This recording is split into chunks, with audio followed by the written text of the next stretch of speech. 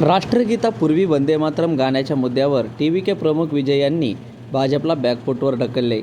रविवारी विजय यांच्या शपथविधीत विरोधी पक्षनेते राहुल गांधी आणि इतर मान्यवरांच्या उपस्थितीत राष्ट्रगीतापूर्वी वंदे मातरम गायले गेले. शेवटी वंदे मातरम व जनगणमन राष्ट्रगीतानंतर तामिळ थाई वाळतू हे राज्यगीत वाजवण्यात आले.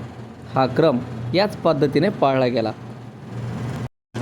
याच्या एक दिवस आधी शनिवारी कोलकातात ब्रिगेड परेड ग्राउंडवर शुवेंदू अधिकारी यांचा शपथविधी पार पडला, तेव्हा तिथे वंदे मातरम वाजवण्यात आले नव्हते.